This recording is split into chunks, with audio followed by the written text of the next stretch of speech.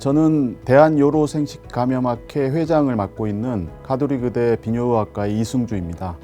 그래서 사실 이제 요로생식기 감염이란 분야가 우리 학계에서도 그렇게 관심을 과거에는 못 받던 그런 분야였습니다. 하지만 굉장히 중요한 분야였고, 그래서 20년 전에 이제 저의 스승이신 조용현 교수님께서 이 학회를 창립하셨고, 벌써 이제 20년이 흘렀습니다. 그동안에 이제 저희 학회 많은 업적을 남겼고, 그거는 모두 우리 선배 회원님들과 여러 선생님들의 덕분이라고 생각을 하고요.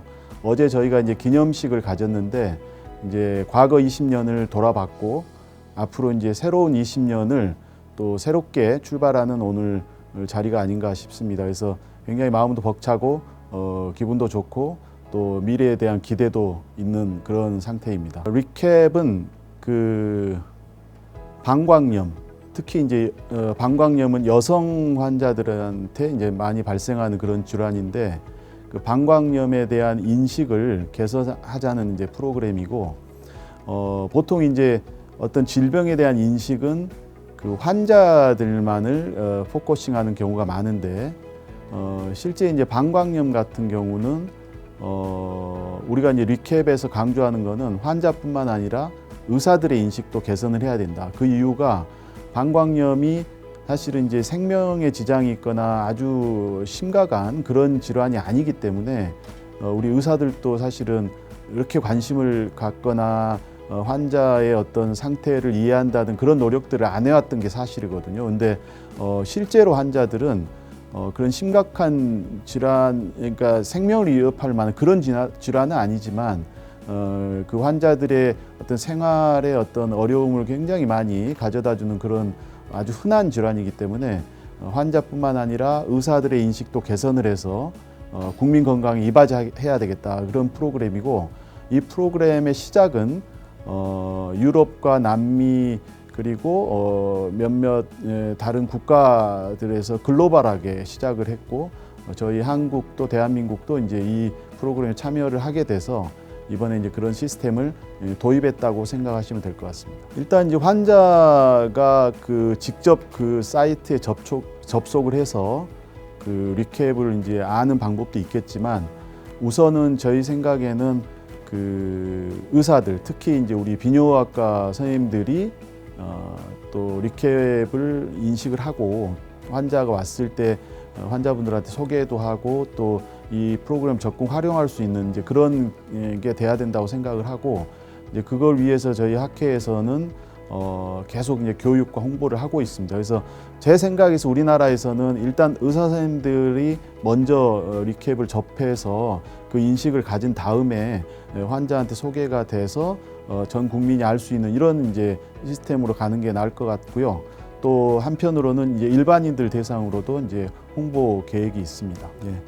성매개 감염 역시 굉장히 흔한 질환이고, 또 하나는 그 젊은 층에서 성매개 감염이라는 것은 이제 성생활을 하는 사람한테 발생하는 질환이기 때문에 젊은 층에서 이제 흔하게 발생하는 이제 질환인데, 대부분은 이제 치료가 잘 되는, 왜냐하면 항생제라는 아주 좋은 치료가 있기 때문에 잘 되는 질환으로 여겨지지만, 일부 성매개 감염에서는 그 항생제에 대한 내성들이 우리나라뿐만 아니라 전 세계적으로 내성 발생이 굉장히 늘어가지고 치료가 어려운 점이 최근에 이제 많이 부각이 되고 그 어려운 점이 발생을 하고 있습니다. 그래서 우리나라뿐만 아니라 전 세계 국가에서는 성매개 감염에 대한 제대로 된 항생제 사용을 위해서 진료 지침 만들고 있고, 그래서 우리 질병관리청에서도 그런 것들을 인식을 하고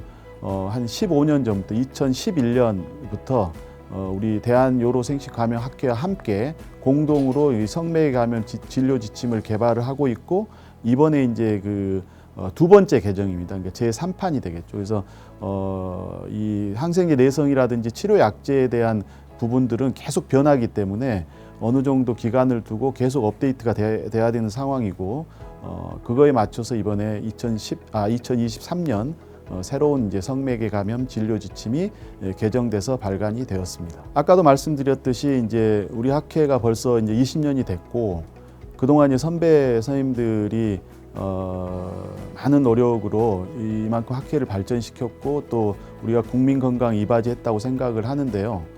지금 이제 의료계 환경이라든지 어떤 현실을 보면 아까도 말씀드렸듯이 우리 감염 질환에서는 항생제 내성이 굉장히 늘어나고 있고 또 의료 기술도 과거에 어떤 진단이라든지 치료라든지 이런 것들이 좀 낙후됐던 것들이 하루가 다르게 이게 발전하고 있는 게 현실입니다. 그래서 그런 것들 우리가 빨리 받아들여서 새로운 진단법을 개발하거나 수용하고 또 치료에 대한 것들도 제대로 된 치료를 할 수 있는 그런 시스템이 마련돼야 된다고 생각을 하고 우리 학회도 그런 그 변화에 잘 발을 맞춰서 시스템을 갖추고 또 우리가 노력을 한다면 국민 건강에 지금보다 훨씬 더 크게 이바지할 수 있지 않을까 이렇게 생각이 돼서 우리가 다른 암이라든지 여러 가지 다른 질환도 중요하지만 감염 질환은 특히 이제 흔하고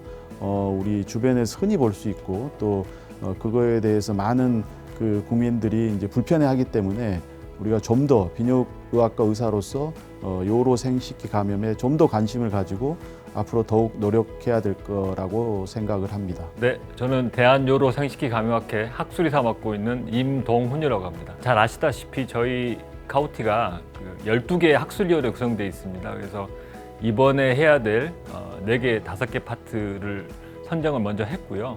그래서 각자의 파트에서 가장 최신 핫트렌드인 어떤 주제라든지 최근 이슈가 되고 있는 문제들을 잘 논의 중에 있고요.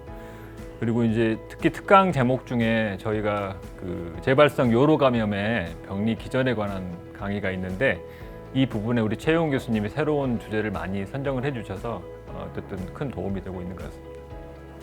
네, 안녕하십니까. 대한요로생식기 감염학회 총무이사를 맡고 있는 경희대 이정우라고 합니다.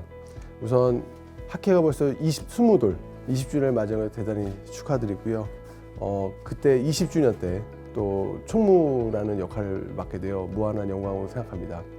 20년의 세월을 또 그동안 학회가 발전할 수 있었던 이유는 그동안 여러 선배님들, 뭐 회장님들 포함하여 뭐 여러 이사님들, 여러 선배 선생님들의 그런 노력이 있어서 이렇게 발전할 수 있었다고 생각합니다.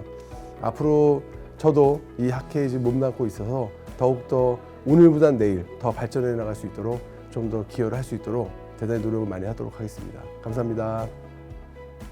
방광염은 여성의 2명 중 1명꼴로 평생에 한 번은 겪는 아주 흔한 질환입니다.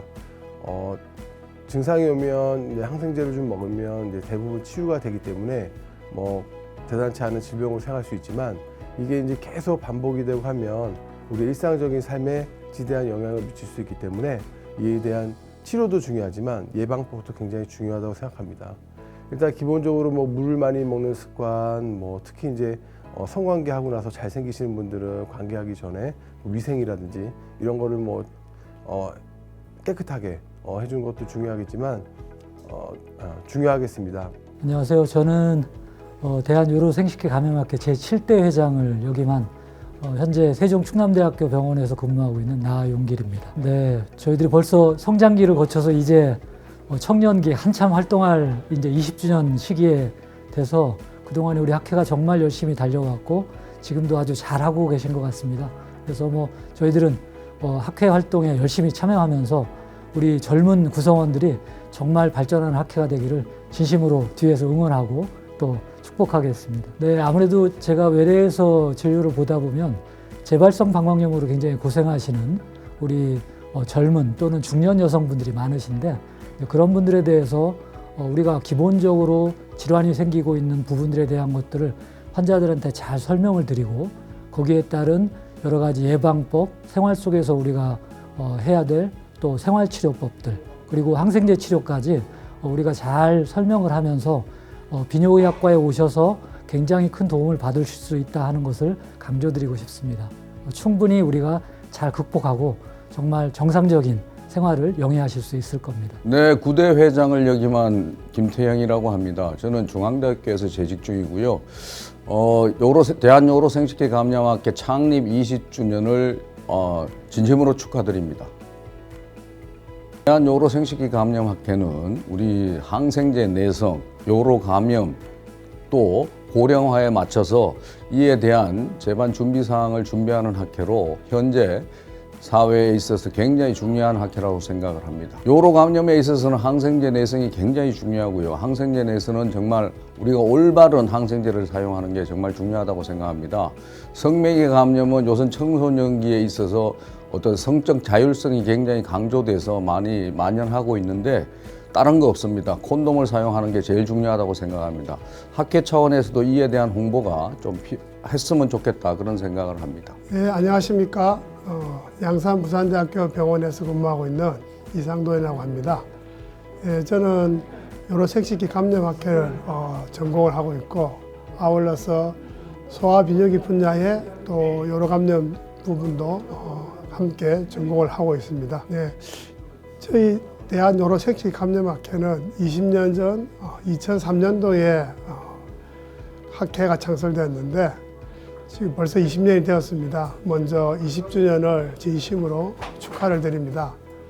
아울러서 대한요로 생식기 감염학회가 만들어지기 이전에는 실질적으로 요로 부분과 생식기 부분에서의 감염에 대해서 비전문가 부분들이 많이 좀 참여해서 좀 부족한 부분이 많았지만 저희 학회를 만들고 요로 생식기 감염 분야에 대해서 전문적으로 참여를 하고 많이 연구를 하고 또 국민들에게 유익한 정보를 제공함으로써 많이 발전한 것 같습니다. 앞으로도 국민들의 건강을 위해서 많은 정보를 제공하고 또 진료 지침을 만들어주는 그런 학회가 되어주었으면 감사하겠습니다.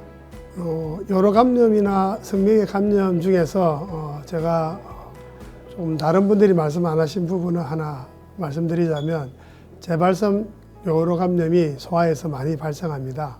그래서 재발성 요로 감염이 발생하는 원인이 있을 것입니다. 그 원인을 찾는 것이 중요하겠지만 가정에서 재발성 요로 감염을 줄이는 방법으로서는 규칙적으로 수분 섭취를 잘하고 또 규칙적인 배뇨를 하고 변비를 예방하는 것도 가장 쉬운 재발성 요로 감염을 예방하는 방법이라고 할 수 있겠습니다. 안녕하십니까. 성균관대학교 의과대학 박흥재라고 합니다. 무엇보다도 먼저 우리 요로 생식기 감염학회가 올해 벌써 20살이 되었다는 것에 대해서 정말 개인적으로도 기쁘게 생각하고 앞으로도 더욱더 발전할 학회라는 걸 믿어 의심치 않습니다. 다른 비뇨의학과 학회와 달리 우리 비뇨 생식기 감염학회는 특히 우리 여러분들, 국민 여러분들과 가깝게 느껴질 수 있는 염증이나 감염에 대해서 주로 다루는 학회고 또 다른 과의 여러 학회들과도 넓게 교류할 수 있는 그런 학회이기 때문에 특히 타 학회와의 협업 등에도 유리하고 또 국민 여러분께 아주 다양하고 깊이 있는 전문적인 지식을 전달해 드릴 수 있는 좋은 학회라고 생각합니다. 앞으로도 더욱더 발전하고 20년을 지나서 30년, 40년, 100년 갈 수 있는 학회가 되기를 기원합니다. 감사합니다.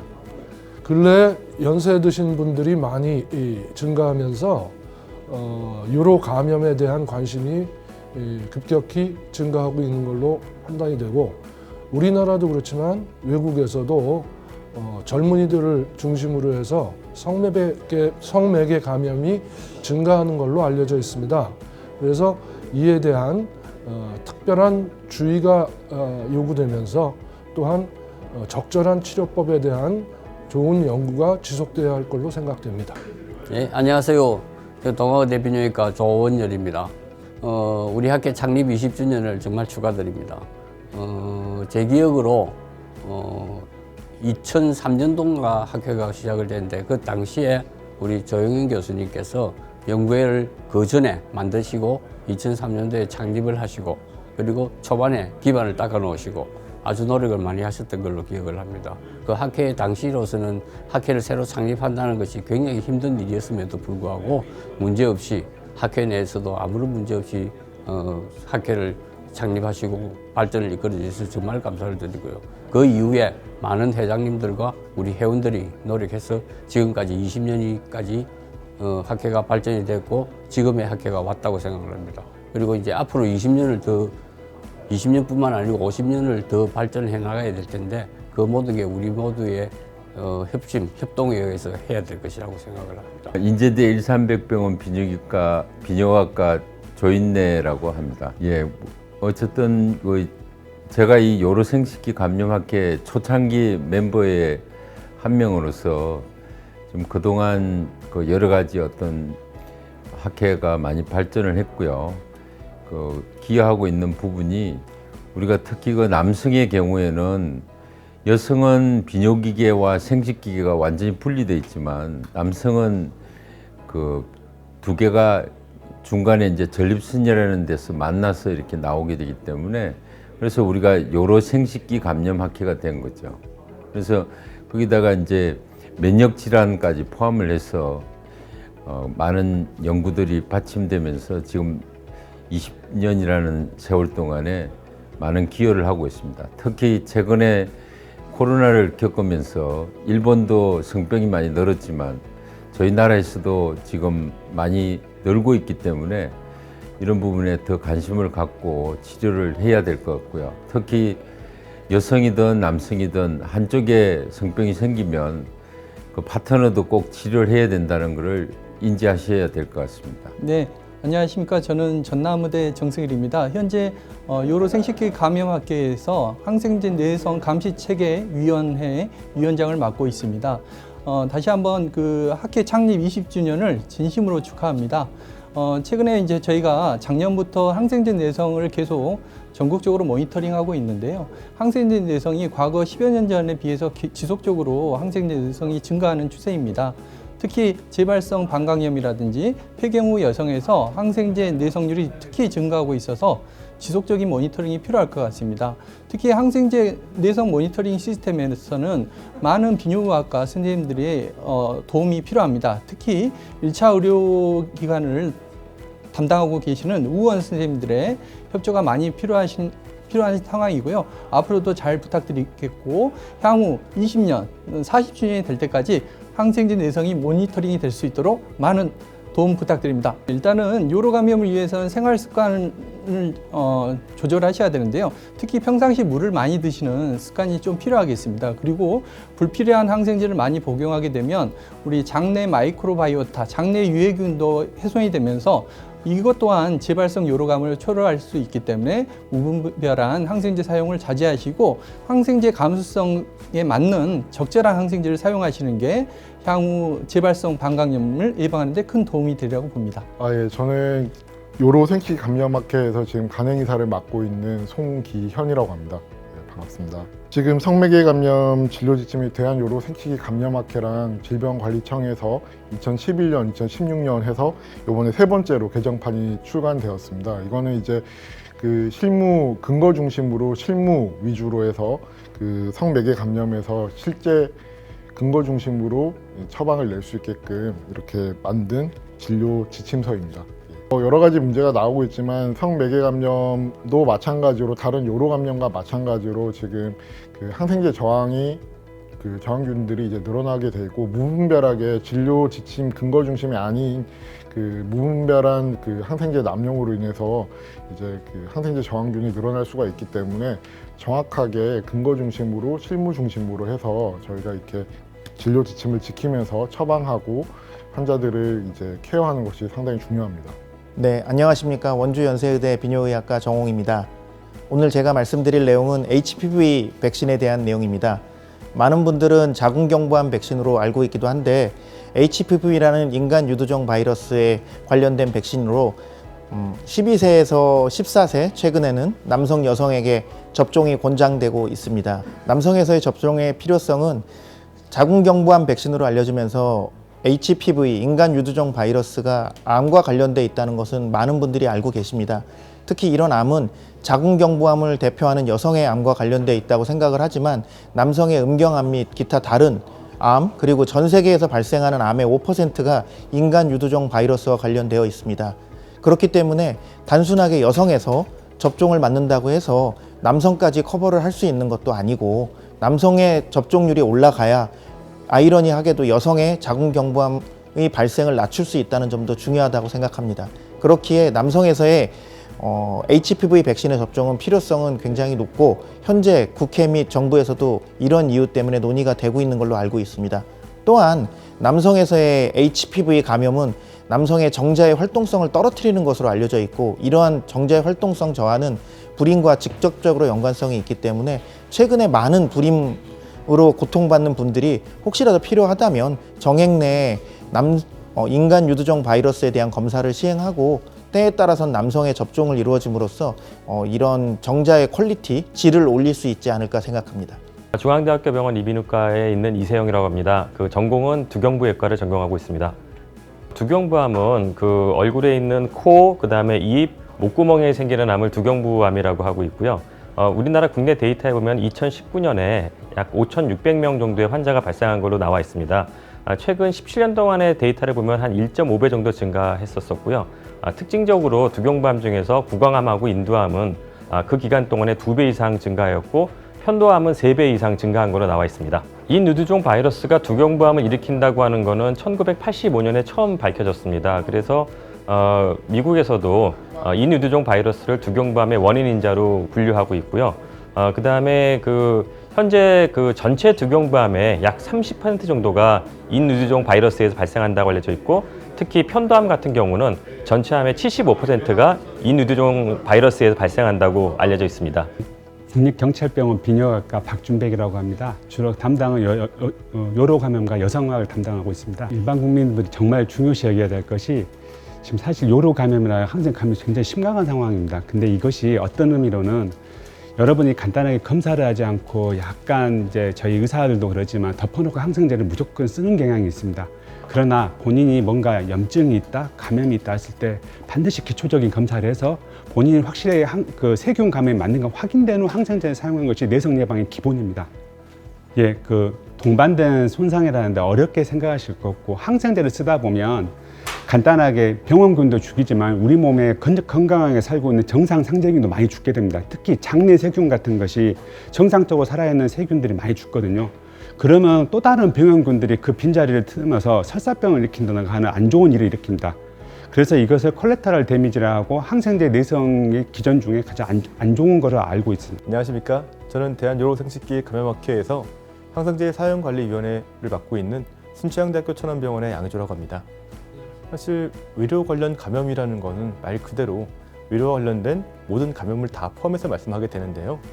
이 위료 관련 감염이라는 말이 처음 나오게 된 부분은 사실 요양원이나 요양병원 같은 위료는 아니지만 많은 약제를 쓰고 있는 그런 요양시설 같은 부분 때문에 나오게 되었습니다. 위료 관련 감염이 중요한 이유는 결국 거기에는 항생제가 들어있기 때문이죠.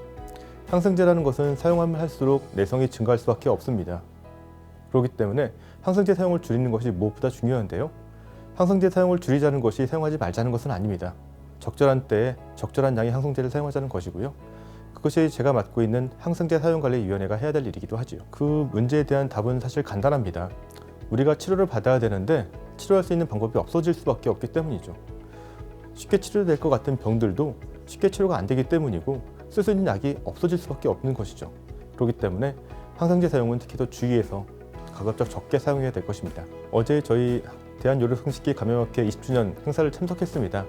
거기에 저희 감염학회의 산 역사이신 여러 교수님들의 활동도 보았고, 그분들이 만들어 오신 여러 가지 업적에 대해서도 다시 한번 생각해 볼 기회가 되었습니다. 저는 요로생식기 감염학회에 참석한 지 얼마 되지 않았습니다. 앞으로 하는 시간보다 같이 할 시간이 더 많은 사람이기도 하니까요. 그만큼 더 열심히 하고 더 열심히 해서 학회를 키워보도록 하겠습니다. 네, 안녕하십니까. 저는 고려대학교 생명과학부에서 감염 및 세균 감염 및 면역 반응에 관한 연구를 진행하고 있는 최혜웅입니다. 네, 요즘에 이제 재발성 방광염이 큰 이슈로 다가오고 있습니다.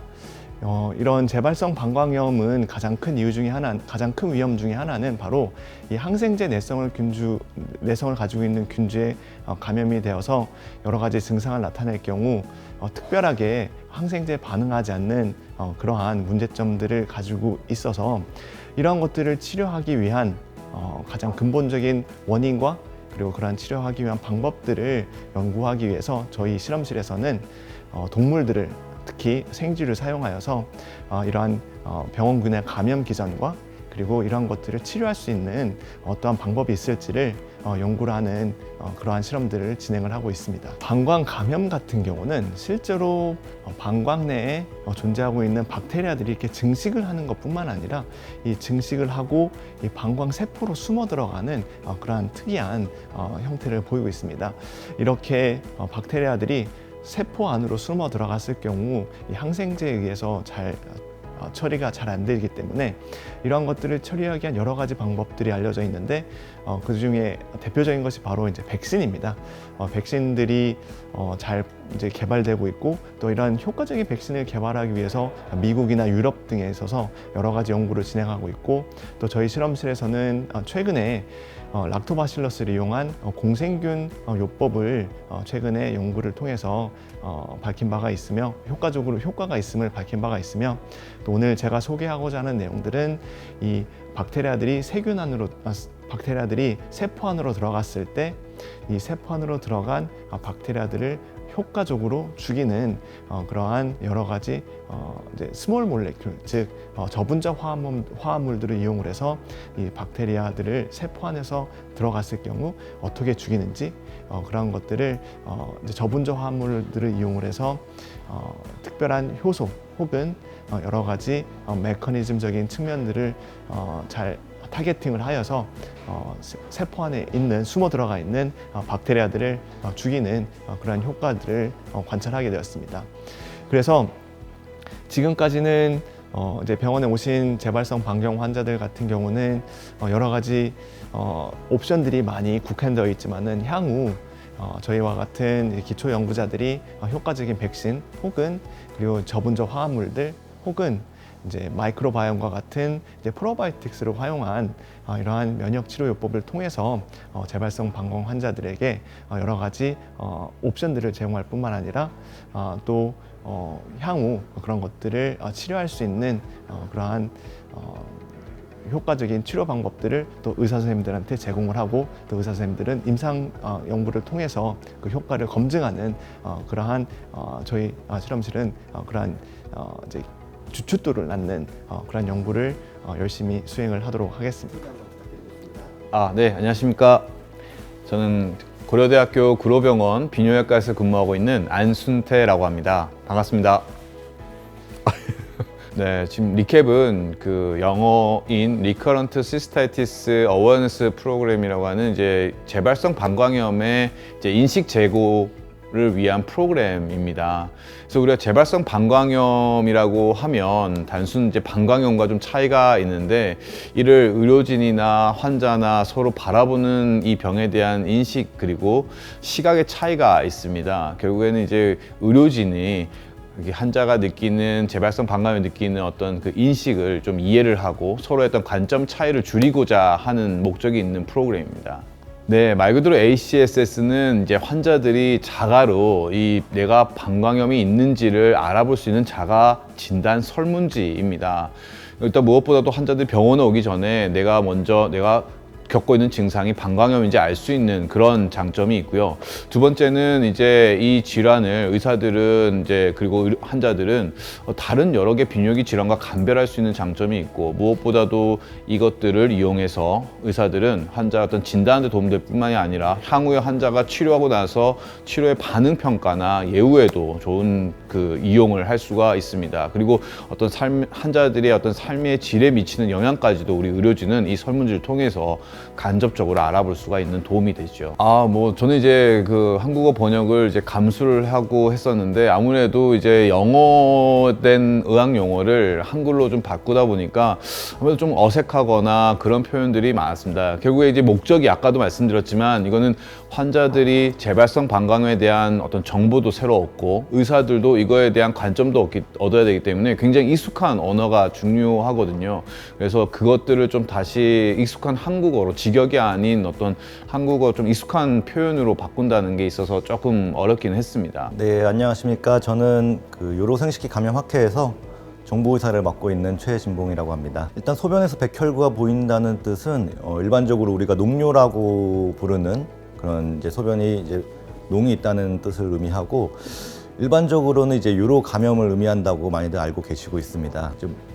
물론 이제 녹뇨가 있을 때 요로 감염을 의미할 수가 있기 때문에 대부분 이제 항생제 치료를 할 수도 있겠지만 또 한편으로는 녹뇨가 보인다고 무조건 요로 감염이 있는 것은 아닙니다. 그래서 우리가 녹뇨가 있을 때 또 이것이 실제 요로 감염인지를 판별하는 게 중요하고 녹뇨가 있지만 요로 감염을 의미하지 않는 경우도 많이 있습니다. 종양이 있을 때도 그럴 수가 있고 또 결석이나 그다음에 결핵 뭐 이런 거 있을 때도 녹뇨가 나올 수가 있기 때문에 이런 걸 잘 판별해서 항생제 내성을 좀 줄이는 게 좋을 것 같습니다. 그럴 때는 이제 비뇨의학과를 진료를 보시고 또 이제 비뇨의과 전문의 판단에 맡겨서 항생제 사용을 하는 것이 좋을 것 같습니다. 네, 감사합니다. 네, 저는 국립중앙의료원 비뇨의학과에서 근무하고 있는 나웅이라고 합니다. 지금 요로 생식기 감염학회 수술 관련 위원회 위원장을 맡고 있습니다. 요로 생식기 감염학회 창립 20주년을 진심으로 축하드립니다. 방광 내시경 검사는 요도를 통해서 내시경을 삽입해서 요도나 방광을 확인하는 검사 방법입니다. 그래서 방광과 요도 안쪽을 내부를 확인해서 하부요로에 이상이 있는지를 확인을 하고 그리고 의심스러운 병변이 있는 경우에는 조직 검사 등을 시행할 수 있는 그런 비뇨의학과에서 가장 중요한 검사 방법입니다. 방광 내시경 후에 특별히 일상생활 하시는데 이제 일반적으로 크게 지장은 없지만 내시경 후에 일시적으로 배뇨 통증이나 혈뇨가 나타날 수 있기 때문에 이런 것을 개선시키기 위해서는 충분한 수분 섭취를 해주시는 것이 도움이 될 것으로 생각이 되고요. 그리고 만약에 증상이 점점 악화되거나 계속 지속되신다 그러면 검사를 시행한 병원에 문의하시거나 방문하시면 되겠습니다. 요즘에는 연성 내시경이 많이 발전을 하고 있고 기계가 많이 좋아져서 예전보다는 통증이 많이 없는 검사 방법입니다. 안녕하세요. 단국대학교병원 감염관리팀 펜시언 팀장입니다. 교차 감염이라고 생각을 합니다. 교차 감염은 사람의 손과 손에서 그리고 이제 오염된 환경에서 손으로 또 오염된 환경을 다른 환자분이 사용하면서 생기는 교차 감염인데요. 대부분의 생기는 것들은 교차 감염이 가능성이 가장 높습니다. 우리나라에서 많은 감염병이 대유행이 있었었는데요. 그때마다 뭐 손 씻기, 마스크 착용 이런 것들이 한시적인 것들이 아니라 항상 오랫동안 유지되었으면 하는 것들이 일상생활에서의 감염 관리가 가장 중요한데 이런 것들을 정착하는 것이 가장 힘들었지만 또 그런 것들이 정착되어지는 걸 보면서 많은 보람을 느꼈습니다. 일상생활에서 가장 중요한 건 손을 열심히 잘 씻고요. 두 번째는 내가 아프면 마스크 착용이라든가 다른 개인보호구를 잘 착용하는 것들이 중요하다고 생각이 듭니다. 안녕하세요. 지금 경찰병원 비뇨의학과에서 근무하고 있는 최귀복이라고 합니다. 네, 전립선 조직 검사는 전립선에 암이 있는지 진단하기 위한 검사입니다. 여러분이 전립선 검사를 하러 오셨을 때 전립선 피검사 그리고 전립선 초음파, MRI를 찍었을 때 혹시 암일 가능성이 의심된다 또는 암일 가능성을 꼭 확인하고 넘어가야 된다라고 생각할 때 전립선 조직 검사를 해서 암을 진단을 하고 그리고 추후의 치료 또는 검사를 하는 근거가 되겠습니다. 제 생각으로는 합병증을 줄이기보다는 어떤 합병증이 생겼을 때 꼭 오셔야 하는지 그걸 말씀을 드리고 싶습니다. 예를 들어서 귀가하셨는데 특히 이제 열이 나거나 오한이 들거나 몸살 기운이 도시거나 그리고 소변이나 대변으로 피가 많이 나오거나 아예 소변을 못 보신다면은 꼭 즉시 기다리지 마시고 전립선 조직 검사를 하신 병원이 가까우면은 그 병원으로 가셔도 좋지만은 거리가 머시다면은 근처 다른 응급실로 꼭 가셔서 내가 몇 월 며칠에 전립선 조직 검사를 했는데 지금 내 증상이 어떻다 꼭 얘기를 해주시고 치료를 받으시는 게 좋겠습니다. 저는 가톨릭의대 성빈센트 병원에서 근무하고 있는 최영렬라고 합니다. 전립선암을 진단을 할 때는 조직 검사를 해야 되는데요. 우리가 직장을 통해서 초음파를 통해서 바늘로 찌르는 방법이 있고 바로 회음부를 통해서 바늘로 찌르는 방법이 있습니다. 직장을 통해서 바늘 찌를 경우에는 감염 확률이 높은데 반대로 회음부를 통해서 하는 경우는 감염 확률이 굉장히 낮기 때문에 환자분들이 조직 검사 이후에 전립선 염이라든지 폐혈증이라든지 그런 감염 합병증이 굉장히 낮고 거의 없는 것으로 보고되고 있습니다. 네, 지금 국내 올해 국립암센터 통계를 보면 국내 남성암 3위까지 올랐고요. 전립선암은 계속 증가하는 추세입니다. 따라서 그 전립선암에 대한 조직 검사는 굉장히 중요성이 대두되고 있습니다. 조직 검사를 정확하게 하기 위해서는 기존에 하던 경직장 초음파 조직 검사도 있겠지만 현재 저희 기관에서 하고 있는 경회음부를 통한 MRI 초음파 융합 검사가 안전성이라든지 진단율 면에서 더 우수한 것으로 되어 있습니다. 그래서 경회음부를 통한 융합 조직 검사가 최근에는 많이 시행되고 있습니다. 저는 서울의료원 비뇨기학과에서 근무하고 있는 최승권이라고 합니다. 환자분들이 이제 처음에 이제 조직 검사라는 말을 들으시면 좀 부담스러워하거나 겁을 내는 경우가 이제 다반사인데요. 실질적으로 이제 이 전립선 조직 검사 같은 경우에는 그렇게 위험도가 높은 검사는 아닙니다. 환자분들이 호소하는 통증도 그때그때 잠깐 따끔한 정도라고 이제 보통 호소하시고 끝난 이후에도 여러 가지 예를 들면 피가 나온다든지 이런 합병증들이 있을 수 있지만 대부분 이제 일시적인 경우가 대부분이고요. 심한 경우는 거의 없기 때문에 크게 걱정하지 마시고 필요하다면 검사를 받아보시는 것을 권해드립니다. 환자분들께서 굳이 뭔가를 하실 필요는 없고요. 이제 의료진의 그 지시에 잘 따라주시는 것만 해도 합병증이나 어떤 위험성을 이제 감소시킬 수 있을 거라고 생각합니다. 그리고 혹시라도 이제 조직 검사 후에 어떤 이상 징후가 있다든지 예기치 않은 상황이 있다든지 하시면 언제든지 바로 병원 또는 인근의 응급실이라도 내원하시면은 큰 문제 없이 넘어갈 수 있을 거라고 제가 생각하고 있습니다. 예, 안녕하십니까. 저는 순천향대학교 부천병원 비뇨의학과 조교수로 근무하고 있는 김웅빈이라고 합니다. 예, 메타지노믹스는 이렇게 다이렉트로 뭔가 이해하기에는 너무 좀 총체적인 학문의 개념이고요. 뭔가 정의를 하나로 딱 내리기는 다소 어려운 개념입니다. 저도 이번에 공부를 하면서 이걸 최대한 간결하게 이해가 쏙 되게 정리를 하고자 해봤는데 그거는 현실적으로 조금 어려운 것 같고요.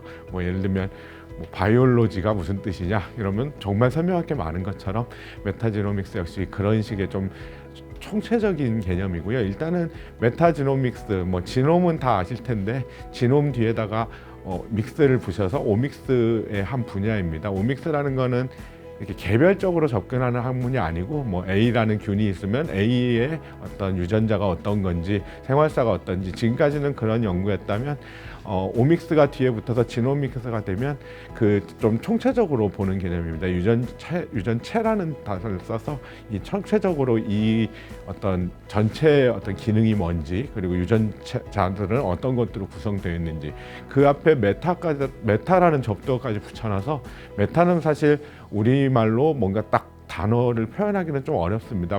기껏해야 군 정도로 해석할 수가 있는데 그 외에도 굉장히 다양한 의미를 갖고 있어서 갖다 붙이기 나름인 것 같습니다. 그래서 메타지노믹스를 가장 간단하게 설명하자면 개별이 아닌 전체로 이렇게 접근을 해서 단일 유전자가 아닌 전체 유전자, 어떤 그룹의 유전자를 연구하는 좀 비교적 최근의 어떤 생물학의 흐름이고요. 그리고 앞으로 발전이 점점 많이 될 거고 나중에는 지금의 현재까지 있었던 것과는 좀 다른 개념의 생물학의 흐름을 가져오지 않을까 하는 학문의 분야입니다. 예, 유전자가 중요하다는 거는 다 알고 계실 거고요. 근데 유전자만으로는 우리가 어떤 질병의 생리, 생태, 병리 이런 걸 다 이해할 수가 없는 한계에 부딪혀 있기 때문에 마이크로바이옴은 이제 그 다음에 우리가 알고자 하는 연구가 활발히 진행되고 있는 분야입니다. 그래서 제 개인적으로 마이크로바이옴이 그래서 그거를 연구해서 뭘 얻을 수 있냐라고 하면 저는 개별의학이라고 생각을 합니다. 지금까지는 어떤 약을 개발해서 모든 인류에게 동일하게 적용을 해왔다면 앞으로는 이 사람은 마이크로바이옴과 지놈의 구성이 어떻고 저 사람은 이러니까 다른 방식의 치료를 해야 되고 그래서 약간 미래의 개인 맞춤형 의료의 필수적인 어떤 지식 기반이 아닐까 생각합니다. 예, 저희 그 은사님이시던 분들이 창립을 한 학회이고 저는 이렇게 수련 전공의 할 때부터 저런 모임이 있구나라고 멀리서 바라만 보다가 지금은 이제 제가 여기 들어와서 활동한 지도 한 5년 가까이 되었습니다. 그런데 이렇게 오늘 20주년 이렇게 맞아서 참 뜻깊은 자리에서 같이 할 수 있다는 게 영광이고요. 그리고 또 앞으로 더 오랜 시간 동안 함께 할 수 있도록 제가 또 최선을 다해서 일을 하도록 하겠습니다. 축하드립니다. 저는 대구 파테마 병원에서 일하고 있는 김연주라고 합니다.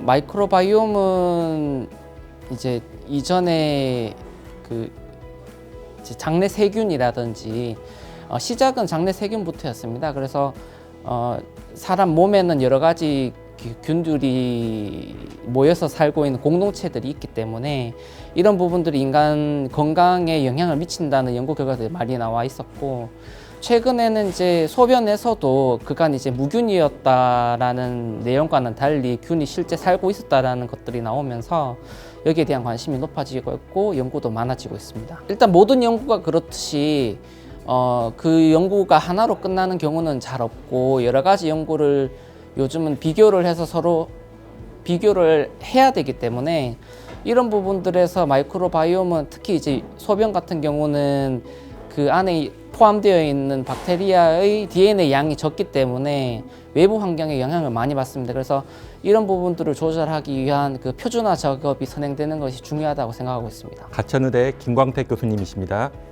중앙보훈병원 양승욱 선생님이십니다. 카오티의 20주년을 축하합니다. 사랑할 때는 콘돔을 추천합니다. 감염이나 방광염이 의심될 때는 꼭 비뇨기과를 먼저 방문해 주세요. 감사합니다. 너무 고맙습니다. 교수님 시간 내주셔서 감사합니다. 네, 감사합니다. 버벅거려서 미안합니다. 아닙니다. 너무 잘해. 네, 선생님 고맙습니다. 감사합니다. 마이크. 네. 괜찮을까요? 축하드립니다. 감사합니다. 감사합니다. 감사합니다. 예. 교수님 바쁜 시간 내주셔서 감사합니다. 선생님 안녕하세요. 네, 간단하게 자기소개 부탁드립니다. 네, 안녕하십니까. 저는 다시 할게요. 자, 편안하게 괜찮습니다. 양승호 선생님이십니다. 감사합니다. 이 학회에 해주시고 싶은 말씀이 있으시다면 같이 해야죠. 네. 감사합니다. 내년에도 감사합니다.